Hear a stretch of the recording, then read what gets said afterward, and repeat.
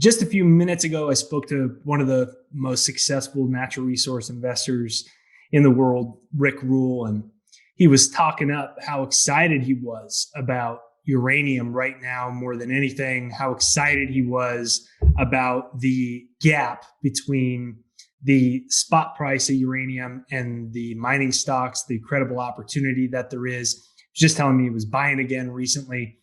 And here to discuss this topic is become one of my very good friends, Justin, the creator of Uranium Insider. It's one of the best newsletters out there, probably the best newsletter out there for uranium, understanding the macro environment, what mining stocks to buy and sell.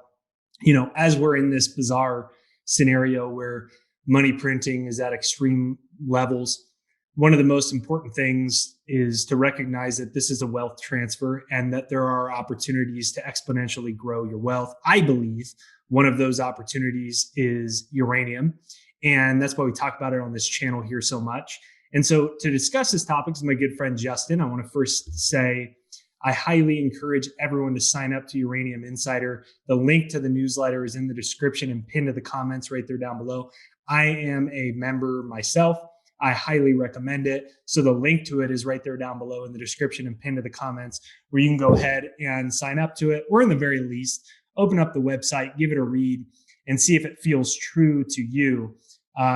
Even if you're on the fence, I highly recommend you do that. So be sure to check that out in the description and pinned to the comments. Give a shout out to our sponsor, Vizsla Silver, one of our favorite silver and gold mining stocks. That's Vizsla Silver, which has now been uplisted to the New York Stock Exchange as well. So that's been a fun ride also. So make sure you smash the like button on this video, subscribe and bell notification to get notified for future episodes. Give us a comment right there down below that says Justin Rules right there down below. And you'll see the link to Uranium Insider pinned to the comments in the description that you can check out as well. And it's good to see you, Justin. Always good to see you, Jake. Yeah, it's exciting to hear about Rick. I look forward to listening to that interview. And he's one of these people where, you know, you can get kind of cynical comments from retail investors like, oh, he's again just saying how excited he is that everything's in the red. It's like, no, with Rick, he actually is excited.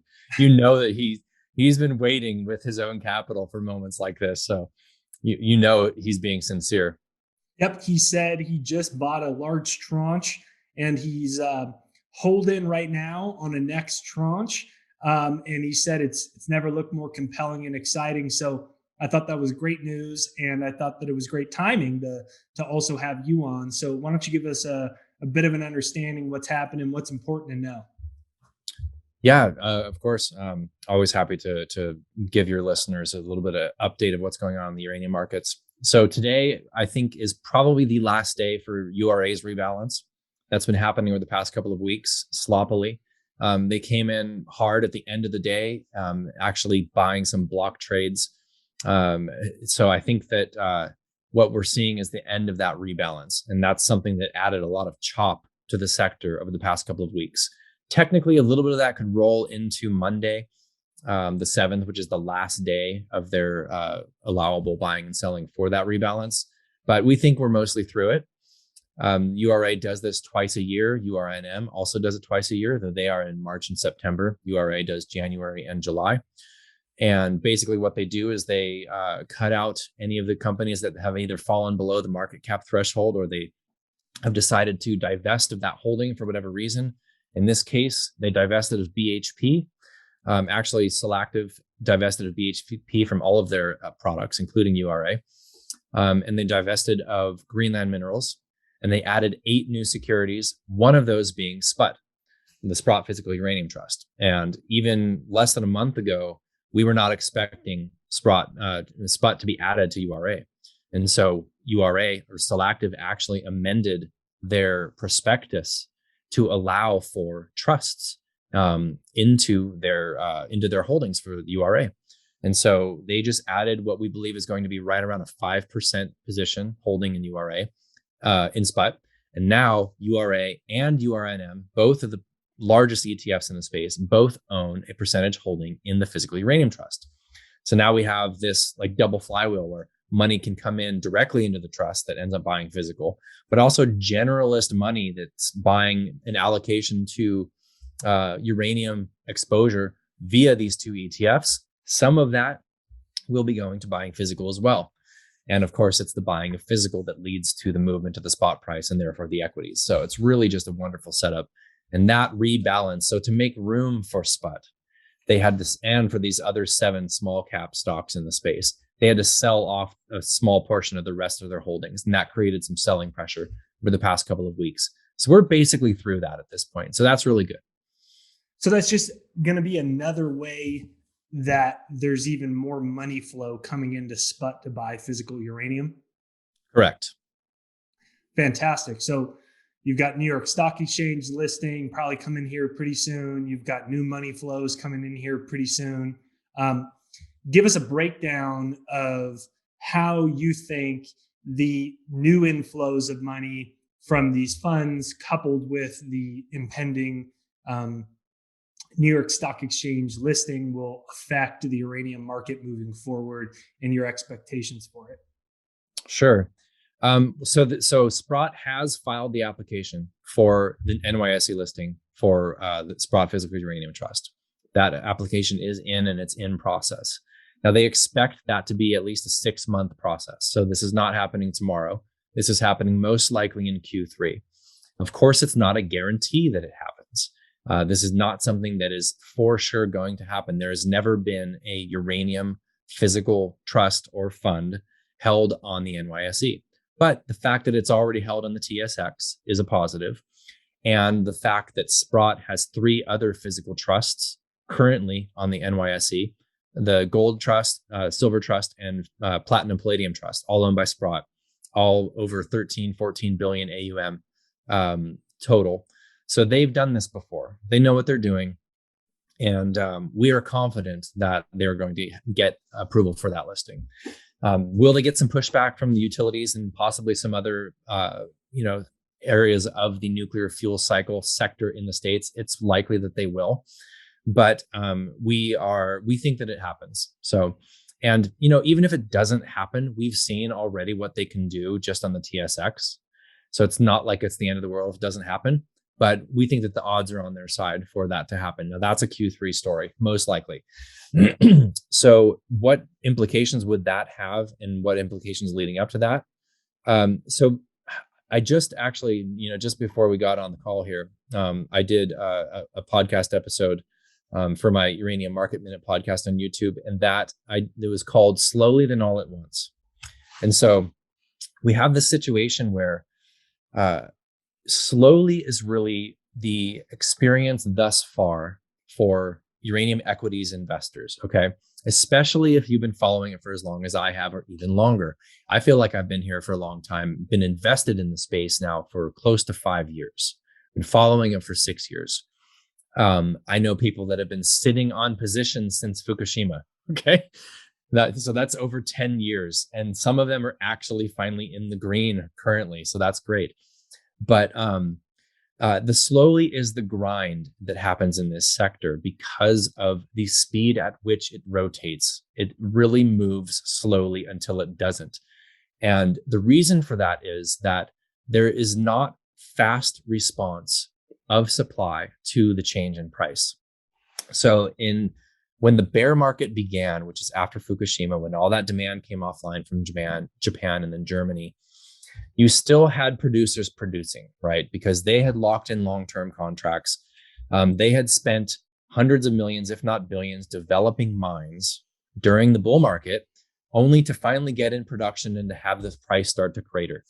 They continued to produce. Kazakhstan continued to produce. So we had this flooded market for a very long time, for many, many years, okay? And it took a long time for not only that to kill off 90% of the equities that were in the space. We had 400, close to 500 equities in the uranium space in 2008, and now there's 70, okay? And it was down as low as 45, 50 at the bottom. So you had not only the equities disappear, but you had this vast oversupply that took a very long time to work through. So you had the price of uranium below the cost of production for probably close to 5 years, and it bottomed out at $18 a pound, but it chopped in that somewhere between 18 and 45, 50 for at least 5 years. 5 years for the cost of the commodity lower than the average price of production. That doesn't happen in most other commodity sectors. It doesn't happen in oil and gas, especially sectors that can respond quickly to the change in price. So now what we're going to experience, and what we are just starting to experience, is the price moving in the opposite direction. Lucky for us, that's up, followed by what is going to be largely a lack of supply response, especially when it comes to new supply. Now, during this bull market, we will see McArthur River come back online. We will see Paladin's Langer Heinrich come back online. Those are two big mines, and we might see one, maybe two other new mines produce. Okay, that is likely, and that I'm talking a 3 to 5 year period from now. But that takes a very long time for that supply to respond. So now we've gone from, in the course of 2 years, the spot price being in the 20s to $43 a pound. How much extra supply has hit the market from producers? Not a single pound. Not a single pound. Okay. The only producers on the planet currently that are increasing production are the Uzbeks. And that's because that's an emerging market for uranium. And that's next door to Kazakhstan. They have a similar type geology, and their production is growing, although it's not growing at a pace that's going to disrupt this market, in my opinion. All other producers have not been able to respond to this price. Now there's been increasing supply, and this is also part of that part of the slowly then all at once narrative that I'm talking about. Increasing short-term supply coming into the spot market from carry traders selling carried pounds to spot and into the spot market, and covering those pounds with midterm contracts when we have a backwardated market, when the forward curve, the price on the forward curve is lower than the current spot price. Now, right now, the forward curve is flat. There's not any backwardation happening currently. But when it does, when there's a ramp in the spot price that we've seen a few times in the past 12 months, we'll see pounds shake out of that carry trade. That's short-term liquidity. That helps to buffer the short-term crazy movements in the spot price. But two things. One, the midterm market is not a bottomless pit of uranium that will just have a flow of supply that is endless. Okay. There's only a certain amount of pounds that aren't yet already spoken for coming out of the midterm 2, 3, 4, 5 years out from producers that are willing to sell into the midterm market. Okay. Two, there's only so much pounds held in carry.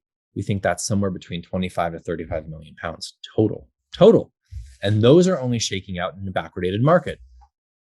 To wrap all of this up, the slowly is the churn through the accumulation of pounds, sucking the pounds out of the spot market.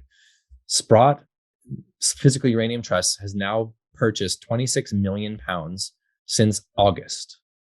Okay, not even 12 months. So what we're talking about is the potential for all of the pounds held in carry that would shake out in a backwardated market could be cleared out in less than a year, and are likely to be cleared out in less than a year. When that happens, then we essentially lose that buffer. And that, especially in conjunction with large amounts of financial capital coming into this market, into the ETFs that own partially SPUT, and into SPUT itself, especially if SPUT is listed on the NYSE, because the liquidity is there to allow very large players to take positions in the uranium market. When all of that happens, concurrently, I believe we're going to see very, very explosive moves in the spot price and astronomical moves in the equities. Very well explained. Have you ever heard of a quantum leap before? Yes, I have. In fact, I used to watch that show. Okay, I'm not referring to the show, but the term itself, right? So quantum leap, for those that don't know, essentially a nonlinear movement in something. You know, we generally think of things going from A to B to C to D. And I make this channel first and foremost because I recognize that there's a lot of crazy things happening in the world. And one of the things that I can control is my finances. And maybe more so than ever before, there's some opportunities for incredible quantum leaps in your net worth. And so I'm looking for markets or ideas that I think have quantum leap opportunities. And to me, um, as you illustrated so well, so simply, the uranium market offers one of those quantum leaps, right? And so if you're listening, that's why I say hit the link in the description or in the comments and at least give Uranium Insider a read. I recommend you sign up, but at least give it a read. And I want you to elaborate a little bit on the idea of a quantum leap in regards to why should someone care about uranium? Maybe they had no interest in it or they haven't done it before. Purely from a financial perspective, why should someone care? Well, from a financial perspective, uranium offers outsized beta. There's natural leverage to this sector relative to the commodity and relative to most investments in general, especially with the broad market. There's a small number of companies in the space. Like I mentioned, there's about 70 companies that are publicly listed. There's a total market cap of less than $40 billion right now. In fact, I think it's closer to about 35, based on this pullback that we've had since November. When real substantial flows come into this space, there's only so much to buy. And so those small number of equities within the space make very, very strong moves. I think that why should you care? It's one of those sectors that actually is based on something that's real. It's not. It's based on a physical commodity that's essential. Uranium is the fuel for 10% of the world's electrical grid. Increasingly, there's important focus on nuclear as a zero carbon source of green energy. In fact, it's essentially approved for the EU taxonomy, which means that it will have access to low cost green financing in the EU, but more importantly, it will get the green label so that ESG funds in Europe can invest in nuclear, invest in uranium. It's a growth sector. It is a commodities play. It's an energy play, and commodities always do well in inflationary environments, which we are slowly and then quickly, slowly and then all at once entering into. And with that inflationary environment, simply holding cash and holding on to savings is a losing battle. You have to be more hands-on and aggressive about investments. And uranium is one of those types of investments that can offer outsized beta. It can offer leverage with your investments. And so obviously that comes with downside volatility when things move to the downside, but you cannot have outsized volatility to the upside and not the downside. You can't have asymmetry without having exposure to volatility. So we believe that this market, even though, like I mentioned, we have this slowly phase and we're getting towards the tail end of that. If you zoom out on weekly charts, you can see that slowly phase lasted for a damn long time. Now we're seeing a couple of things. We're seeing the first legs up in the equities market. And we saw August to September of last year, what I'm calling proof of concept in terms of what SPUT can do to this market. In my opinion, they came in hard. Nobody knew that it was going to happen in that way. The market saw it. Sprott saw it, and they said, okay, now that we know that this can work in this manner, we're going to step back. We're going to let the market kind of find an equilibrium. We're going to get our NYSE listing, then we're going to come back hard. And in the meantime, we're going to take over the largest pure uranium focused ETF, which they will at the end of the month, URNM. So all of that is to say that while the easiest money for uranium has been made coming from levels, I think that Rick Rule likes to talk about this, where something goes, the easiest money in the resource market is made when something goes from absolutely hated and terrible to sort of hated and terrible. Okay, we're past that phase. Now we're in the phase where not most, but a lot of resource investors are aware of uranium. They're aware of the growth in the market. They're aware of the green labeling that it's getting. They're aware of the embracing of SMRs and the growth that China is experiencing, building 150 reactors in the next 15 years. And so the two questions I ask myself often, and I would encourage you and your listeners to ask themselves is, one, is the bull market for uranium over at $43 a pound? And two, do you believe that there is substantial financial capital waiting in the wings, especially clientele of Sprott, the largest natural resources investment firm in the States?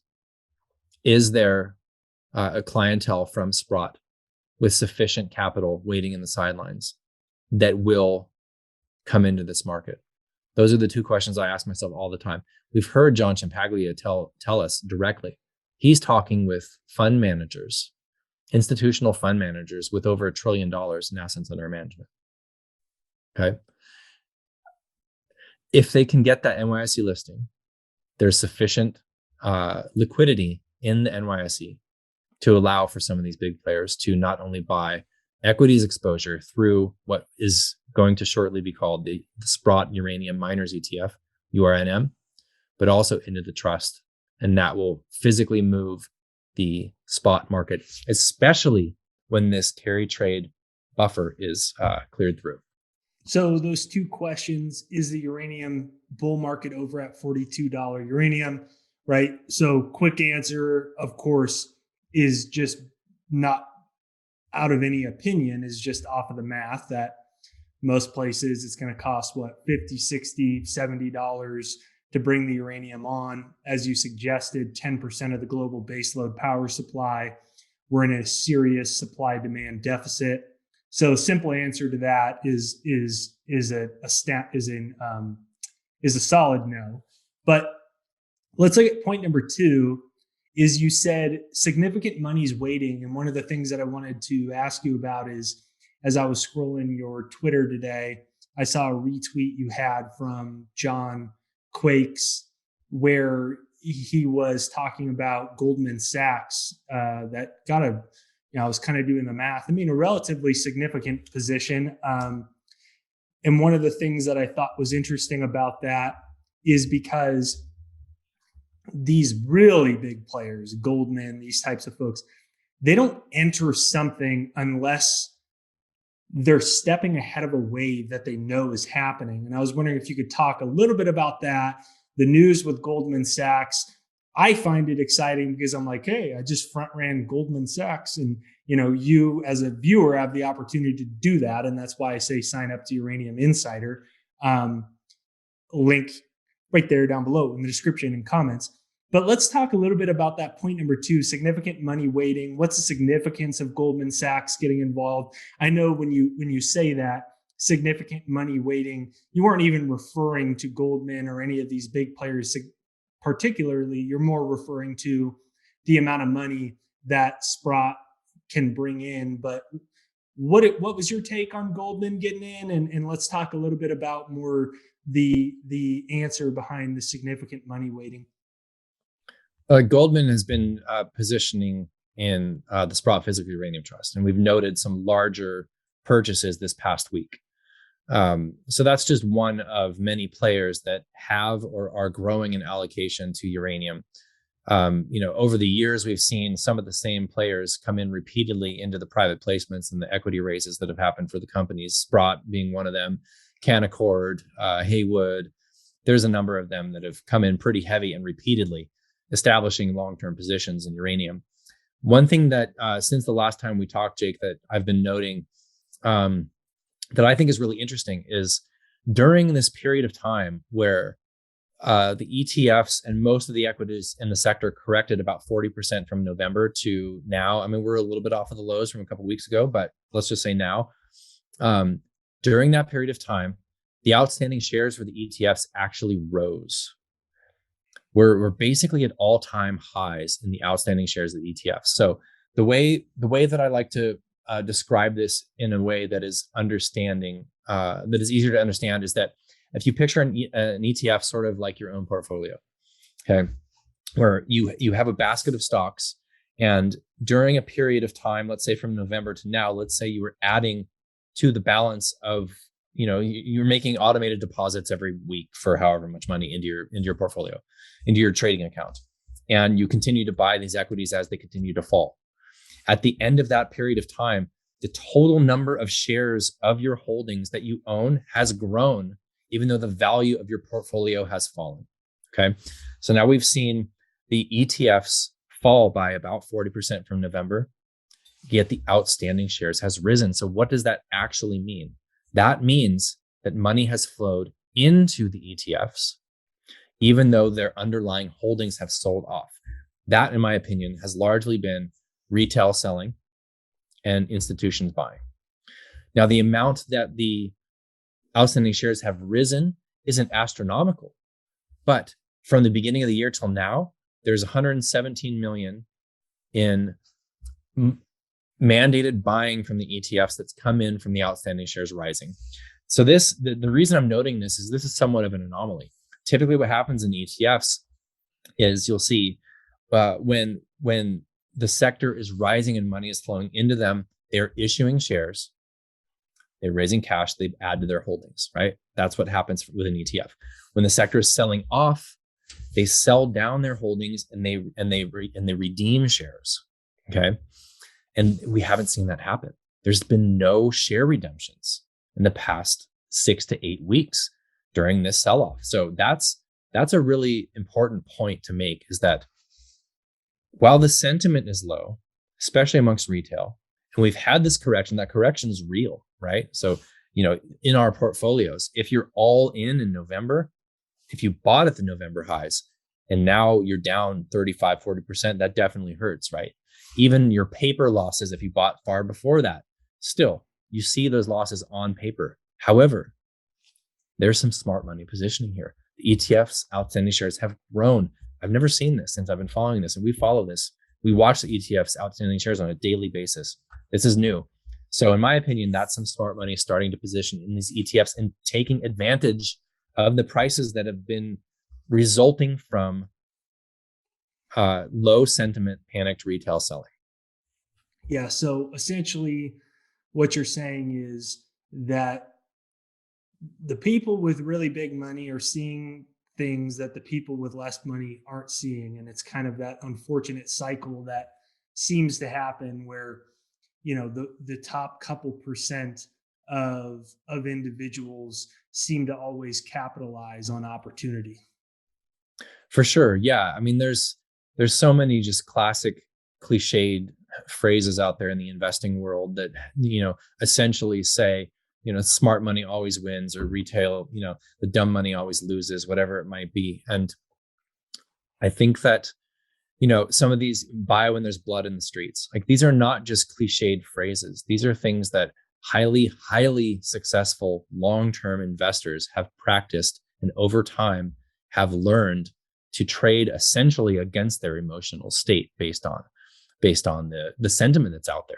So my business partner is he's a retired hedge fund manager. He had, more than 3 decades in the resources space, specifically with gold and silver, mostly with gold and silver. He quotes one of his friends anonymously, who said, "When you feel like puking, buy." Okay. And so this is not just something that people say to try to make the retail guy who's curled up in the field position feel better. This is actual practice that smart money does. And it's difficult to understand until you've experienced it many times over. And I've experienced it many times over just in this market. In 5 years of being invested in this market, buying when the sentiment is as low as it is now has every single time resulted in far greater gains than if I had bought when I was chasing the euphoria, or sold at the lows because I had to or wanted to. Yeah, beautifully said. Having run this channel for a while, it's interesting because, I talk to so many successful investors, and one of the unfortunate things that I've seen repeatedly is when the people that I'm talking to are really excited, seems to be the time when a retail person isn't excited. And you see why very few people end up with all the money repeatedly all throughout human history. And one of the other things that I think is peculiar about the uranium market is that it's one of those markets where the retail investor isn't actually needed because it's so small. You said like a market cap of around 30 billion or whatnot. It's one of those things where there's so few seats at the table that when we make an interview like this, it's because genuinely, and when I say like, please at least open up the web browser and look at Uranium Insider, at least click the link in the description and look, because what happens is that when there's so few seats at a table, right? Like, I'm not a super complex guy, so I like to simplify things and get away from, very advanced investment terms. And my question is, what investments have the least amount of seats at the table, but the most need? And obviously this is, at the forefront of one of those things. So as we kind of conclude here, tell me what's the number one thing someone should be considering, not only if they're considering signing up to Uranium Insider, but if they're invested in the market or they're not yet. What do you want them to know? I guess I would want them to know that, there's multiple styles of investing and trading, and there's a lot of people that make all of them work somehow, right? There's some people that are just epic at shorting. There's some people that have unbelievable success with trading only on technicals. There's, classically, the most successful investors have been fundamental investors that basically buy and hold. Warren Buffett's thing is like, my favorite period of time for holding a stock is forever. So that's unbelievably patient fundamental investors have always done well. If you consider yourself to be a contrarian, and if you are what you would consider to be a fundamental investor, and you have confidence in the mid and the long term for a market like uranium, then you need to get greedy during times like this. And so I have never been more confident in the long term for this market. It's always changing. The short term is always changing, and there's always new information coming out. And that's why I do a daily podcast. That's why I come on with you every month. There's always some new information. This market is always developing. But if you have confidence in something for the mid or long term, whether it's uranium or anything else, okay, for let's say a multi-year time frame, and it's trading like crap currently, that's when you should be getting aggressive and greedy. And I have been quite greedy over the past few weeks. And going forward, could we see another quick washout here? Of course. Are we going to go V-shaped right after this interview? No, we're not. We are likely to see a little bit more chop. I do believe that. And I could be wrong again too. I think that the market will recover a little bit here, but we're beholden to the broad market to a certain extent until we start to see the spot market really violently move again. And when exactly that happens is anyone's guess. Will it happen? Yes. So this is kind of Rick rules. It's a when, not an if situation. So when you have confidence in something in the long term, then you need to get aggressive when that market gives you opportunity. There's a chart that I don't have in front of me currently, but it shows the relative performance of URNM to SRUUF, which is the US ticker for the Sprott Trust. That chart, we're basically at the lows of the miners performing relative to the metal. So here's my takeaway for you and your listeners. We are only about a 10 to 15% drop in the equities away from being at the August of last year lows. Now, if you were following this market at that time, from June to August was about a 35% pullback in the overall uranium market. Everybody knew that Sprot's ATM was right around the corner. Okay, Sprott had already taken over UPC at that point. We're getting into August here now. Everybody was like, Sprott's their ATM is going live on the 17th. And this was the first week of August. And everyone knew it was going live in 2 weeks. And the stocks kept falling. I mean, people were despondent. The sentiment was so low. It was so low. And what happened 2 weeks later? The equities absolutely skyrocketed. And that was one, the sentiment was very low, and that was a great time to buy. And two, now we are almost back at those levels And what has happened since August of last year? We know what SPUT can do. Most importantly, number one, that's what we know. Nuclear is included in the EU taxonomy. China announced 150 reactors in 15 years. Okay. All the unrest in Kazakhstan. I mean, I could go on, but all of these things have happened since that point, and we're almost back down to those valuations. So if you don't think that your conviction in this market and in this trade is greater since that point, and the equities are basically almost at that valuation, and it's a time to buy, then I really don't know what to tell you. So I've been quite greedy over the past month, and this moment right now is a contrarian's dream, and I've lived through this particular moment in this market 5, 6, 7 times in the past 5 years in uranium. It's volatile. You will have washouts in the future. It will happen, but the upside is so unbelievably great when it does move that it's worth holding through these periods, maintaining your composure. Or if you feel highly convicted like I do and you have cash to deploy, then when the market is bottoming out is when you should be getting aggressive, especially in terms of sentiment.